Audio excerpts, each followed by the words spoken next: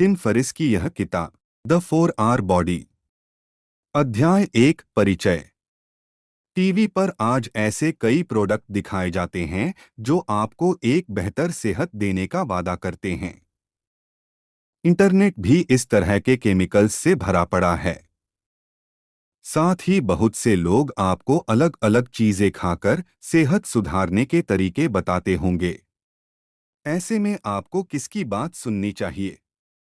यह किताब आपको बताती है कि किस तरह से आप अपने खान पान को सुधार कर और कुछ आसान और मज़ेदार व्यायाम कर अपनी सेहत को सुधार सकते हैं।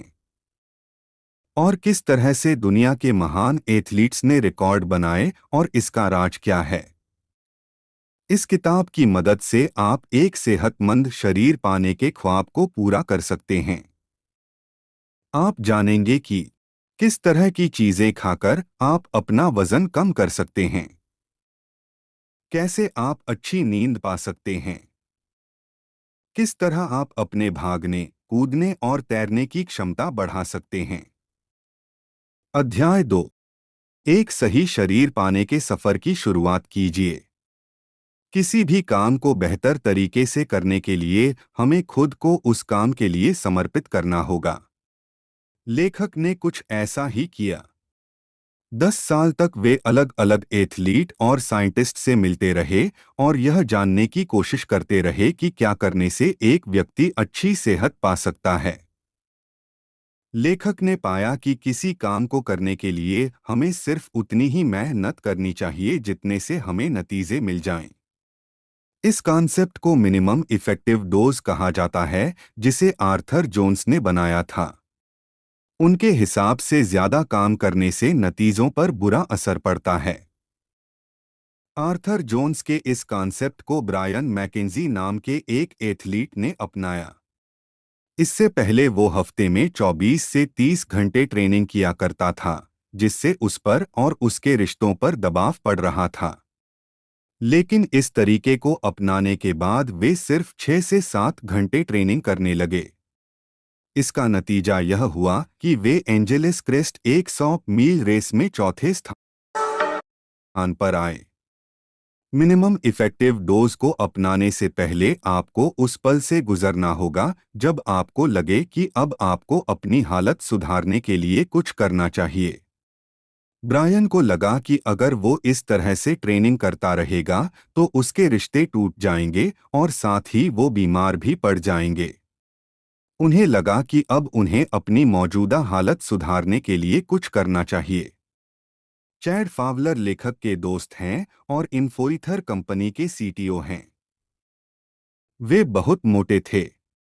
कपड़े खरीदते वक्त उन्हें लगता था कि वे चाहे कुछ भी पहन लें, अच्छे नहीं लगेंगे।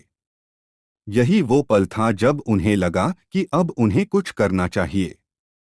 इस पल को हम हराजुकू मोमेंट कहते हैं।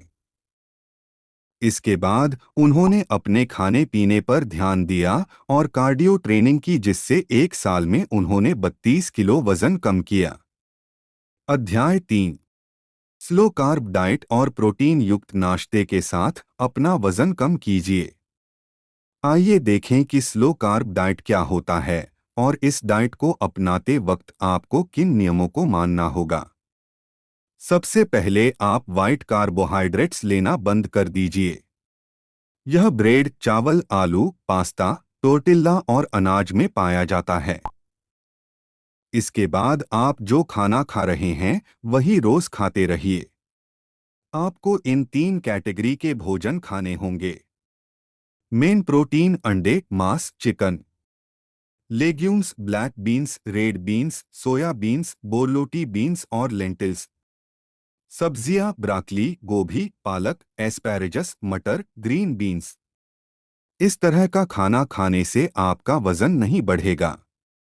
आप फ्रूट जूस, दूध, बियर या सॉफ्ट ड्रिंक मत पीजिए क्योंकि इनमें बहुत कैलोरी होती है।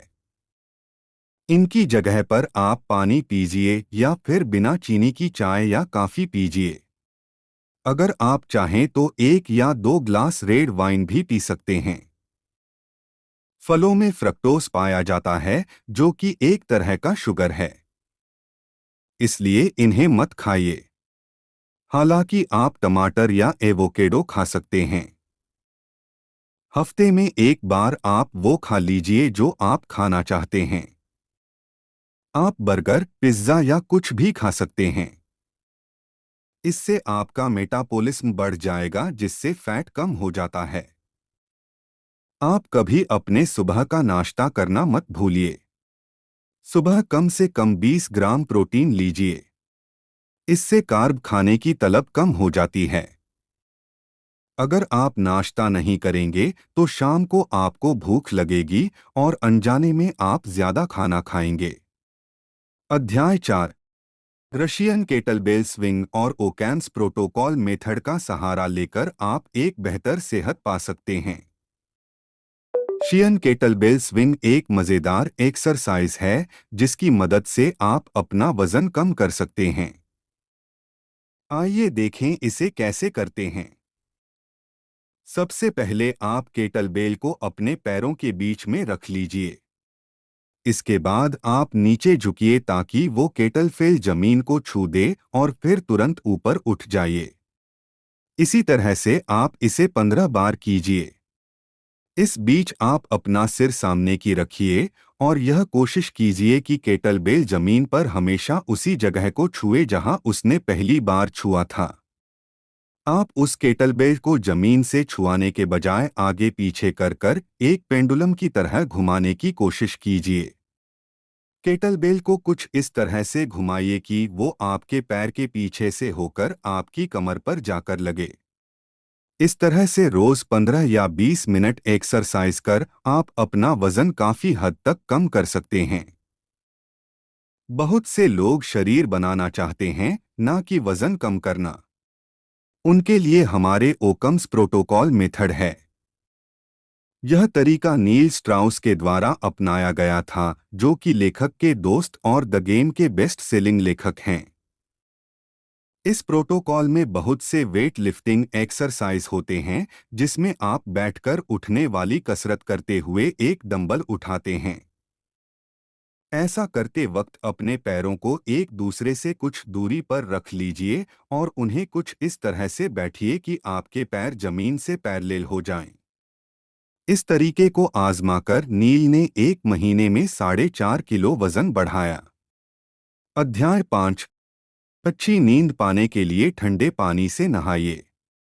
हम सभी के साथ ऐसा एक ना एक बार जरूर हुआ है जब हम रात में बहुत सोने की कोशिश करते हैं लेकिन सो नहीं पाते।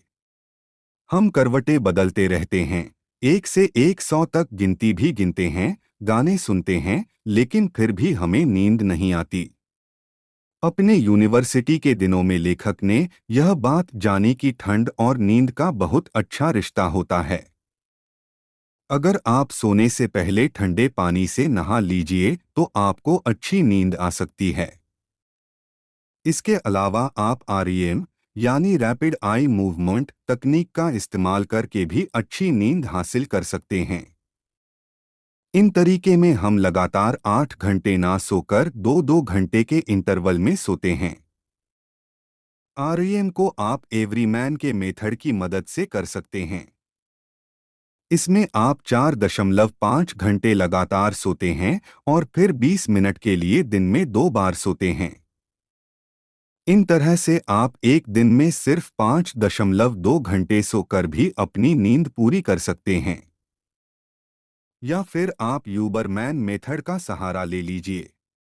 इस मेथड में आप सिर्फ 2 घंटे ही सोते हैं। हर 4 घंटे पर 20 मिनट के लिए सो जाइए। इस तरह से एक दिन में आप 6 बार सोएंगे। लेकिन अपने इंटरवल ज्यादा से ज्यादा 4.5 घंटे का ही रखिए। इससे ज्यादा रखने पर शायद आपको इसका फायदा ना मिले। शुरू शुरू में इन तरीकों को अपनाना थोड़ा मुश्किल हो सकता है क्योंकि अभी आपके शरीर को इस तरह से सोने की आदत नहीं है।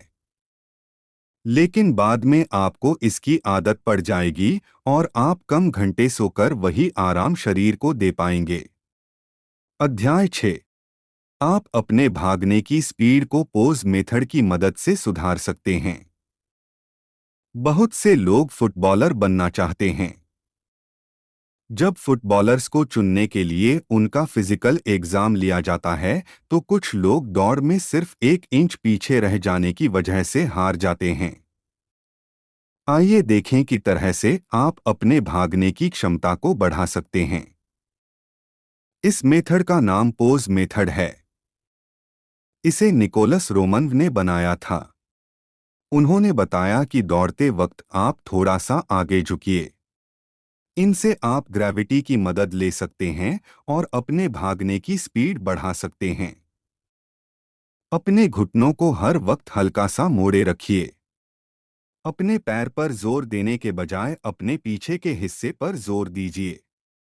इसके अलावा आप अपने कूदने की ऊंचाई को भी बढ़ा सकते हैं। इस मामले में डी फ्रैंको का नाम एक बहुत अच्छे कोच के रूप में उभर कर आता है। बहुत से लोग उनसे सिर्फ 2 दिन ट्रेनिंग लेने के बाद ही अपने कूदने की ऊंचाई को बढ़ा लेते हैं। लेखक ने ट्रेनिंग लेने को बाद अपने कूदने की ऊंचाई को 3 इंच तक बढ़ाया। आइए देखें कैसे। सबसे पहले अपने हाथों को ऊपर उठाइए जिस तरह से एक डाइवर पानी में कूदने से पहले उठाता है। इसके बाद आप कूदिए और साथ ही साथ अपने हाथों को फैलाकर नीचे ले आइए। आप यह जितनी जोर से करेंगे आपकी छलांग उतनी ऊंची होगी। एक फुटबॉलर बनने के लिए जितना जरूरी तेज भागना है उतना ही जरूरी ऊंचा कूदना भी है। इन तरीकों का इस्तेमाल कर आप दोनों चीजों सुधार सकते हैं। अध्याय 7। कंपटीशन कंडीशनिंग की मदद से अपने भागने की क्षमता और अपने तैरने की क्षमता को बढ़ाया जा सकता है। कंपटीशन कंडीशनिंग सुनने में यह नाम जितना भयानक लगता है असल में उतना ही आसान है। इस तरीके का इस्तेमाल एलाइसन फेलिक्स ने वर्ल्ड रिकॉर्ड बनाने के लिए किया था। उस तरीके का इस्तेमाल कर आप अपने भागने की स्पीड को सुधार सकते हैं। आइए इसे समझते हैं। इसमें आप 100 मीटर की दूरी को 23.8 सेकंड में चलकर तय करने की कोशिश करते हैं। आप इस दौरान जितना तेज हो सके उतना तेज चलने की कोशिश करते हैं। जब आप बहुत तेज चलने की कोशिश करते हैं तो आपका मन भागने को करने लगता है, लेकिन आप फिर भी बस चलते रहते हैं। इससे समय के साथ आपके भागने की स्पीड काफी हद तक सुधर जाती है। अब आइए हम जानें कि किस तरह आप अपने तैरने की स्पीड को बढ़ा सकते हैं। इसके लिए आप टोटल इमर्शन टेक्निक का इस्तेमाल कर सकते हैं। इसका सहारा लेकर आप एक ही स्ट्रोक में दोगुनी दूरी तैरकर तय करते हैं। सांस अंदर खींचते वक्त अपने शरीर को मोड़ने की कोशिश कीजिए, ना कि अपने हाथों या पैरों के सहारे आगे बढ़ने की। इससे आप कम से कम कोशिश करके ज्यादा दूर तक जा सकते हैं। हमेशा सामने की तरफ देखते रहिए जिससे आपका शरीर पूरी तरह से समतल हो। अपने हाथ को नीचे की तरफ ले जाकर पानी को धक्का दीजिए और साथ ही अपने हाथ को फैलाइए जिससे आप लंबे से लंबा स्ट्रोक मार सकें। आप ज्यादा से ज्यादा स्ट्रोक मारने की बजाय लंबे से लंबा स्ट्रोक मारिए जिससे आप दूर तक जा सकें। अध्याय 8 सारांश। एक अच्छी सेहत और अच्छा स्टैमिना होने से आप अपनी जिंदगी को अच्छे से जी सकते हैं। इसके लिए आप अपने खान पान पर ध्यान दीजिए और साथ ही कुछ कसरत कीजिए। अलग अलग तरीके अपनाकर आप अपने भागने और कूदने की क्षमता को बढ़ा सकते हैं। अपने खाने के साथ रोज 1.5 चम्मच लौंग खाइए। लौंग खाकर आप अच्छा और तंदुरुस्त महसूस कर सकते हैं। इससे आपके ग्लाइसेमिक लेवल 29% कम हो जाते हैं। ग्लाइसेमिक लेवल यह दिखाता है कि आपके खाने में कितना कार्बोहाइड्रेट है, जो बदले में आपके शुगर लेवल को चेक करता है। लौंग खाकर आप अपने शुगर लेवल को कम कर सकते हैं और साथ ही अपने वजन से भी छुटकारा पा सकते हैं।